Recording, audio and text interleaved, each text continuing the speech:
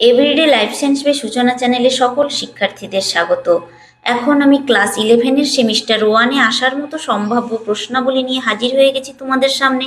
তোমরা ভিডিওটি স্কিপ না করে দেখতে থাকো এবং চ্যানেলটি সাবস্ক্রাইব করে দাও। আজকে প্রথম ক্লাসে বায়োডাইভার্সিটি থেকে পরীক্ষায় আসার মতো কিছু এমসিকিউ প্রশ্ন তোমাদের সাথে আলোচনা করব। তাহলে চলো শুরু করা যাক। নাম্বার 1, জৈব বৈচিত্র্য বা বায়োডাইভার্সিটি কথাটি প্রথম কে প্রবর্তন করেন? আমি দেখো 4টে অপশান লিখে নিয়েছি। কি কি 4টে অপশানে দিয়েছি? নাম্বার এ তে দিয়েছি রবার্ট হুক, বি তে দিয়েছি রবার্ট ব্রাউন, সি তে দিয়েছি ডব্লিউ.জি. রোসেন, ডি তে দিয়েছি লিউয়েনহক। এরকম তোমাদের পরীক্ষায় 4টি করে অপশান থাকবে। ক্লিয়ার? এই 4টি করে অপশানের মধ্যে তোমাদের যে কোনো একটি অপশান বেছে নিতে হবে। তাহলে এই যে 1 নম্বর প্রশ্ন, জৈব বৈচিত্র্য বা বায়োডাইভার্সিটি কথাটি প্রথম কে প্রবর্তন করেন, এই প্রশ্নের উত্তরটা কি হবে বলো তো? এই প্রশ্নের উত্তর হবে ডব্লিউ.জি. রোসেন। তার মানে অপশান হবে সি। তাহলে আনসার কি হবে? আনসার হবে সি। অর্থাৎ এই ডব্লিউ.জি. রোসেন জৈব বৈচিত্র্য বা বায়োডাইভার্সিটি কথাটি প্রথম প্রবর্তন করেন। এরপরে আসছি নাম্বার 2-এ। নাম্বার 2 কি বলতো? জৈব বৈচিত্র্য বা বায়োডাইভার্সিটি কথাটি কত সালে প্রবর্তিত হয়? দেখো আমি এখানেও 4টি অপশান দিয়েছি। এইভাবে আমি প্রত্যেকটি কোয়েশ্চেনের 4টি করে অপশান দিয়েছি, যে কোনো একটি অপশান এদের মধ্যে সঠিক উত্তর হবে। তাহলে জৈব বৈচিত্র্য বা বায়োডাইভার্সিটি কথাটি কত সালে প্রবর্তিত হয়? এই জৈব বৈচিত্র্য বা বায়োডাইভার্সিটি কথাটি প্রবর্তিত হয় কত সালে বলতো? 1985 সালে। এছাড়াও দেখো 3টে অপশন আমি দিয়ে রেখেছি, 1983, 1982, 1986, কিন্তু উত্তরটা হবে 1985, অর্থাৎ অপশান বি।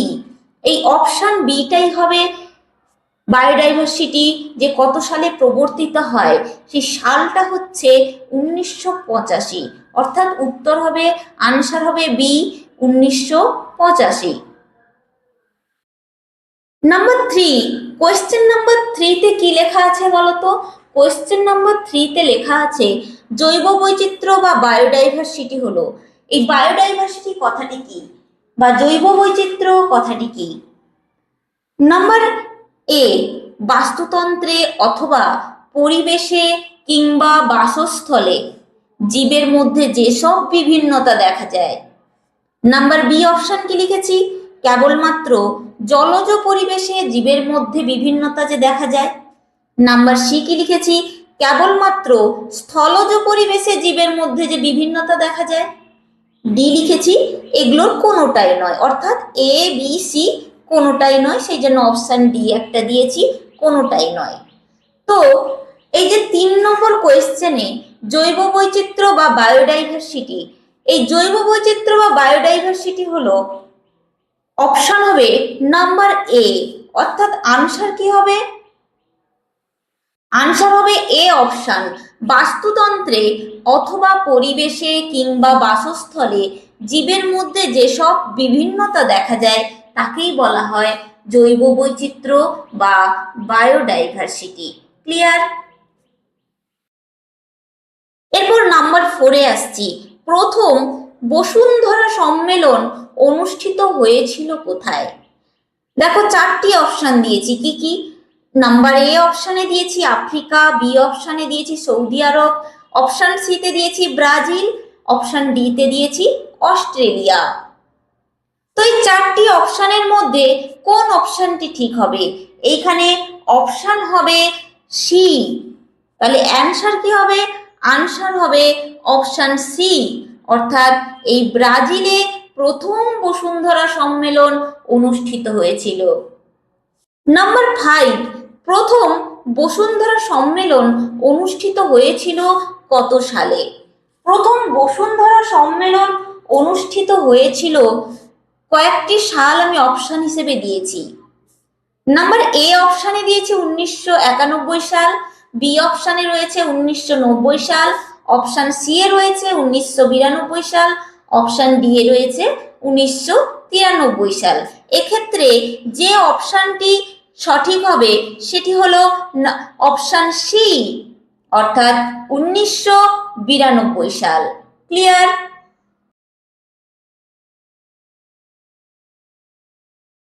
জিনগত বৈচিত্র্য বা জেনেটিক ডাইভার্সিটি হলো, এই জিনগত বৈচিত্র্য বা জেনেটিক ডাইভার্সিটিটা কি? জিনগত বৈচিত্র্য বা জেনেটিক ডাইভার্সিটি হলো অপশান এ, প্রজাতিগুলির মধ্যে বৈচিত্র্য, অপশান বি, প্রজাতির মধ্যে ক্রোমোজোমের বৈচিত্র্য, অপশান সি, বাস্তুতন্ত্রের মধ্যে বৈচিত্র্য, অপশান ডি, প্রজাতির মধ্যে জিনের পরিবর্তন বা রূপভেদ বা যাকে বলা হয় ভ্যারিয়েশন। তাহলে এই যে আমি কোয়েশ্চেন দিয়েছি জিনগত বৈচিত্র্য বা জেনেটিক ডাইভার্সিটি, তার কোন অপশনটা সঠিক আনসার হবে? এখানে যে অপশনটা সঠিক আনসার হবে সেটি হলো অপশন ডি, প্রজাতির মধ্যে জিনের পরিবর্তন বা রূপভেদ বা ভ্যারিয়েশন। দেখো এখানে আমি তোমাদেরকে একটা মিল দেখিয়ে দিই। এখানে আমি বলেছি দেখো জিনগত বৈচিত্র্য, দেখো এখানে এই যে জিন, এই জিন কথাটা রয়েছে তাই না?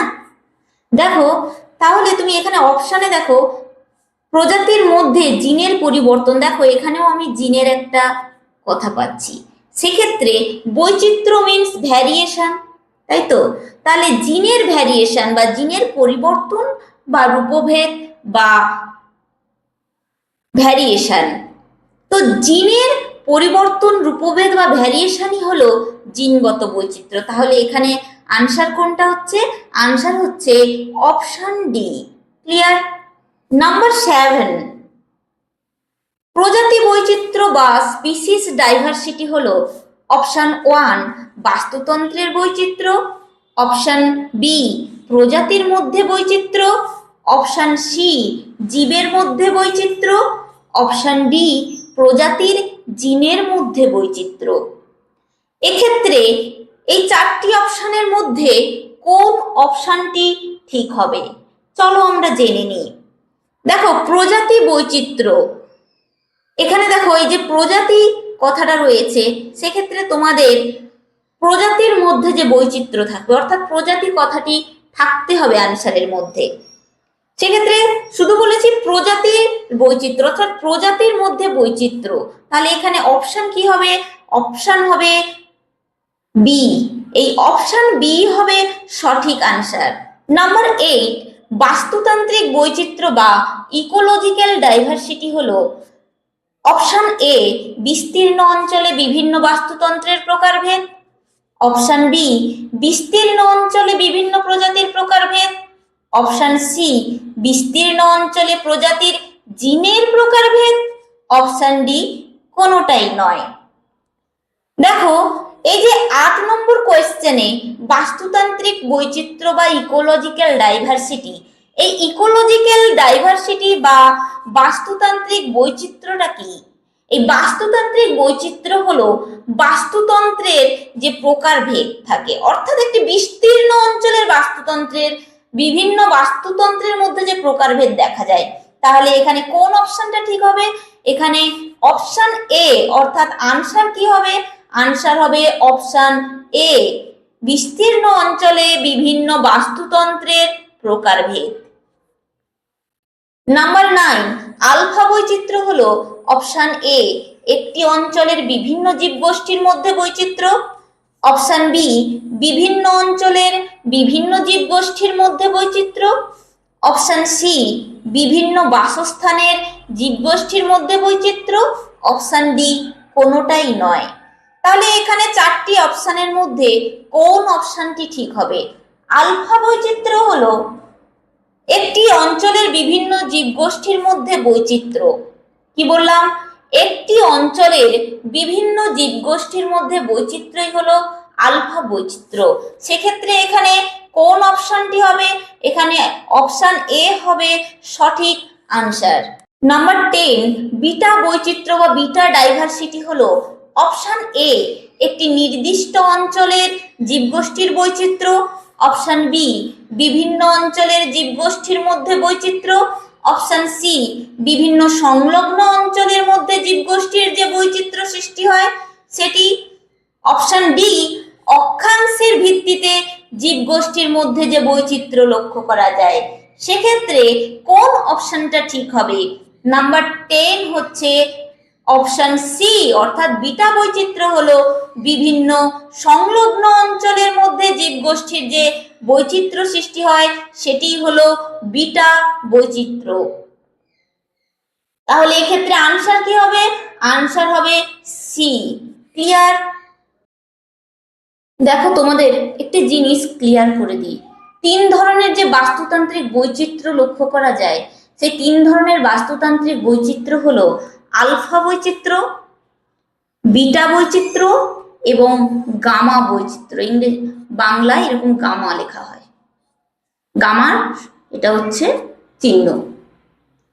তো আলফা বৈচিত্র্য কি? আলফা হচ্ছে, দেখো এখানে এই একটা বাস্তুতন্ত্র এঁকেছি, এই একটা বাস্তুতন্ত্র, এই যে একটা বাস্তুতন্ত্র, এই এখানে অনেকগুলো বাস্তুতন্ত্র এঁকেছি, তাই না? এর মধ্যে দেখো একটি বাস্তুতন্ত্রের, অর্থাৎ একটি বাসস্থানের যে জীবগোষ্ঠীর বৈচিত্র্য, ঠিক আছে, একটি বাসস্থানের বা জীবগোষ্ঠীর মধ্যে যে বৈচিত্র্য দেখা যায় তাকে বলা হয় আলফা বৈচিত্র্য। ক্লিয়ার? এবার আসছি বিটা বৈচিত্র্যটা কি।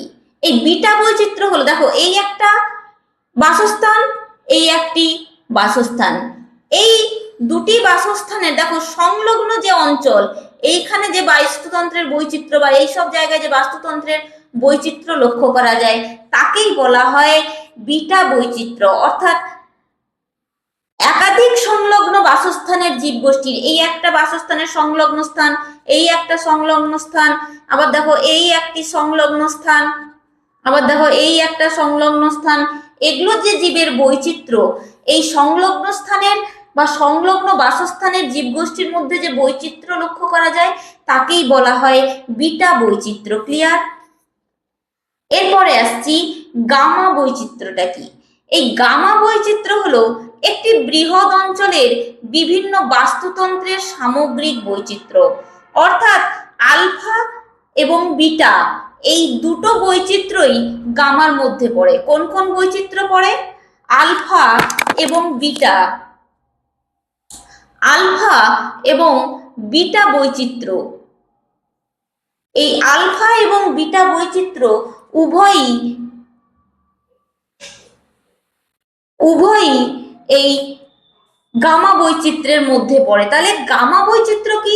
একটি বৃহৎ অঞ্চলে যত ধরনের বাস্তুতন্ত্র আছে সেই সামগ্রিক বাস্তুতন্ত্রের যে সামগ্রিক বৈচিত্র্য তাকেই বলা হয় গামা বৈচিত্র্য। Clear? Question number 11, mega diversity country হলো অপশন এ বিষুবরেখার দুপাশের উষ্ণ এবং আর্দ্র জায়গাগুলো, অপশন বি কর্কটক্রান্তি রেখার দুপাশের উষ্ণ এবং আর্দ্র জায়গাগুলো, অপশন সি মকরক্রান্তি রেখার দুপাশের উষ্ণ এবং আর্দ্র জায়গাগুলো, অপশন ডি সুমেরু এবং কুমেরু বৃত্তের বরফাবৃত জায়গাগুলো। তো মেগা ডাইভার্সিটি কান্ট্রি হলো অপশন এ, অর্থাৎ বিষুবরেখার দুপাশের উষ্ণ এবং আর্দ্র জায়গাগুলোই হচ্ছে মেগা ডাইভার্সিটি কান্ট্রি। তাহলে আনসার কি হবে? আনসার হবে অপশন এ। ক্লিয়ার? কোয়েশ্চেন নাম্বার 12, বর্তমানে বিশ্বের মেগা ডাইভার্সিটি অঞ্চলের সংখ্যা কয়টি? বর্তমানে বিশ্বের মেগা ডাইভার্সিটি অঞ্চলের সংখ্যাগুলো হলো অপশন এ 19টি, অপশন বি 15টি, অপশন সি 17টি, অপশন ডি ভগবান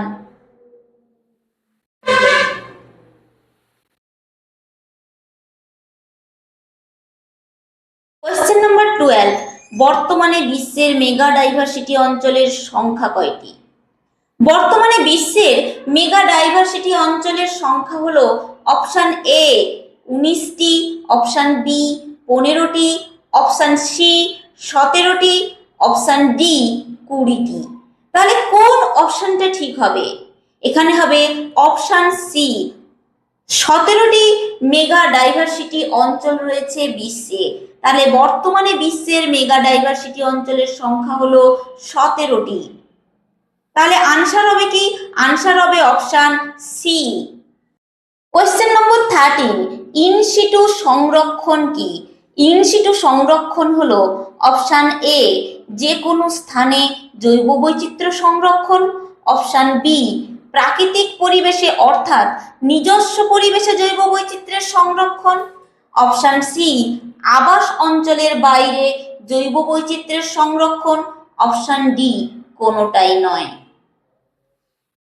কোয়েশ্চেন নম্বর 13-এ যে 4টে অপশন রয়েছে, ইনসিটু সংরক্ষণ হলো ইন মানে সেই জায়গায় অর্থাৎ নিজস্ব পরিবেশে যে সংরক্ষণ জৈব বৈচিত্র্যের, অর্থাৎ এখানে অপশন হবে অপশন বি প্রাকৃতিক পরিবেশে অর্থাৎ নিজস্ব পরিবেশে জৈব বৈচিত্র্যের সংরক্ষণকেই বলা হয় ইনসিটু সংরক্ষণ। তাহলে এখানে আনসার কি হবে? আনসার হবে option B. Clear? Question number 14, ex situ সংরক্ষণ বা এক্সিটু কনজারভেশন হলো অপশন এ উদ্ভিদ ও প্রাণীর আবাসস্থলে সংরক্ষণ পদ্ধতি, অপশন বি উদ্ভিদ ও প্রাণীর আবাসস্থলের বাইরে সংরক্ষণ পদ্ধতি, অপশন সি উদ্ভিদ ও প্রাণীর আবাসের জন্য আলাদা আলাদা জায়গা নির্বাচন করে সংরক্ষণ পদ্ধতি, অপশন ডি কোনোটাই নয়। কি বললাম? এক্সিটু সংরক্ষণ বা এক্সিটু কনজারভেশন। এই এক্সিটু সংরক্ষণ বা এক্সিটু কনজারভেশন হলো উদ্ভিদ ও প্রাণীর আবাসস্থলের বাইরে সংরক্ষণ পদ্ধতি, অর্থাৎ উদ্ভিদ এবং প্রাণীর আবাসস্থলের বাইরে সংরক্ষণ পদ্ধতিটাই হলো এক্সিটু সংরক্ষণ বা এক্সিটু কনজারভেশন। তাহলে অপশন বি এখানে সঠিক আনসার। তাহলে সঠিক আনসার কি হবে? Option B. কোয়েশ্চেন 15, জার্মপ্লাজম ব্যাংকে কি সংরক্ষণ করে রাখা হয়?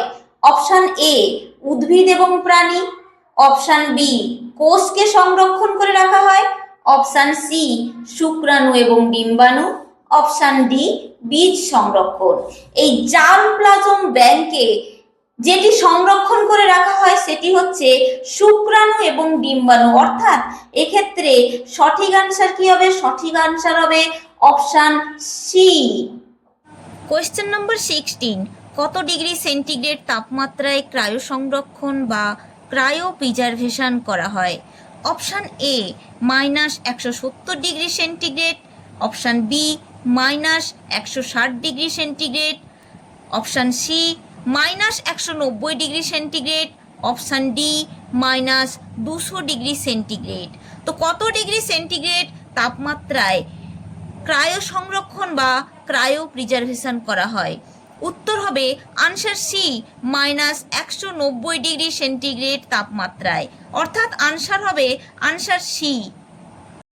কোয়েশ্চেন নাম্বার 17, কোন দ্রবণের মাধ্যমে ক্রায়ো সংরক্ষণ বা ক্রায়ো প্রিজারভেশন করা হয়? অপশন এ তরল অক্সিজেন মাধ্যমে, অপশন বি তরল নাইট্রোজেন মাধ্যমে, অপশন সি গ্যাসীয় কার্বন ডাই অক্সাইডের মাধ্যমে, অপশন ডি তরল সোডিয়াম দ্রবণে। তাহলে কোন দ্রবণের মাধ্যমে ক্রায়ো সংরক্ষণ বা ক্রায়ো প্রিজারভেশনটা করা হয়? অপশন বি হচ্ছে এখানে সঠিক আনসার, তরল নাইট্রোজেন মাধ্যমে। তাহলে আনসার কি হবে? আনসার হবে অপশন বি। কোয়েশ্চেন নাম্বার 18, হটস্পটের সংখ্যা হলো অপশন এ 20টি, অপশন বি 26টি, অপশন সি 24টি, অপশন ডি 25টি। হটস্পটের সঠিক সংখ্যা হলো অর্থাৎ মোট হটস্পটের সংখ্যা রয়েছে অপশন ডি 25টি। তাহলে এখানে সঠিক আনসার কি হবে? সঠিক আনসার হবে অপশন ডি। ক্লিয়ার? কোয়েশ্চেন নম্বর 19, ভারতবর্ষের দুটি হটস্পট অঞ্চল হলো অপশন এ সাউদার্ন ঘাট এবং northern Himalaya, option B western Ghat এবং eastern Himalaya, option C Nilgiri এবং আল্পস, অপশন ডি কোনোটাই নয়। তাহলে ভারতবর্ষের দুটি হটস্পট অঞ্চল হলো অপশান বি ওয়েস্টার্ন ঘাট এবং ইস্টার্ন হিমালয়। এই ওয়েস্টার্ন ঘাট এবং ইস্টার্ন হিমালয় এই দুটি হটস্পট হচ্ছে ভারতবর্ষের হটস্পট অঞ্চল। তাহলে এখানে সঠিক আনসার হবে option B. Question number 20, WWF এর পুরো নাম কি? WWF এর পুরো নাম হলো option A world wide web, option B world wide fund, option C world wild life fund, option D world wide fund for nature. তাহলে কোন অপশনটা ঠিক হবে? অপশন সি WWF এর পুরো নাম হলো ওয়ার্ল্ড ওয়াইল্ড লাইফ ফান্ড। এই যে ওয়াইল্ড আর লাইফ এই দুটো একসাথে লিখবে, হ্যাঁ ঠিক আছে। কোয়েশ্চেন নাম্বার 21, WWF এর নাম পরিবর্তিত হয়ে কি হয়েছে? Option A WFN world wide fund for nature, option B WCU world conservation union, option C IUCN international union for the conservation of nature and natural resources, option D কোনোটাই নয়। এক্ষেত্রে option A অর্থাৎ WFN অর্থাৎ WWF এর নাম পরিবর্তিত হয়েছে WFN অর্থাৎ world wild fund for nature. তাহলে এখানে সঠিক আনসার কি হবে? সঠিক আনসার হবে option A. Question number 22, biological diversity day প্রত্যেক বছর কত তারিখে পালন করা হয়? Option A 3 October, option B 29 December, option C 25 September, option D 1 October. তো বায়োলজিক্যাল ডাইভার্সিটি ডে প্রত্যেক বছর পালন করা হয় অপশান বি 29 ডিসেম্বর। ক্লিয়ার? তাহলে এখানে সঠিক আনসার হবে option B 29 December.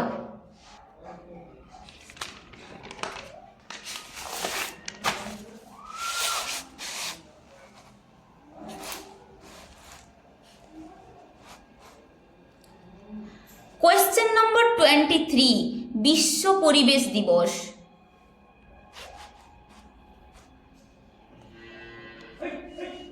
Question number 23, বিশ্ব পরিবেশ দিবস বা ওয়ার্ল্ড এনভায়রনমেন্টাল ডে কত তারিখে পালন করা হয়? Option A 1 June, option B 3 June, option C 5 June, option D 7 June. এখানে অপশান সি 5 জুন, এই 5 জুনে বিশ্ব পরিবেশ দিবস বা ওয়ার্ল্ড এনভায়রনমেন্টাল ডে পালন করা হয়। তাহলে এখানে সঠিক আনসার হবে অপশান সি।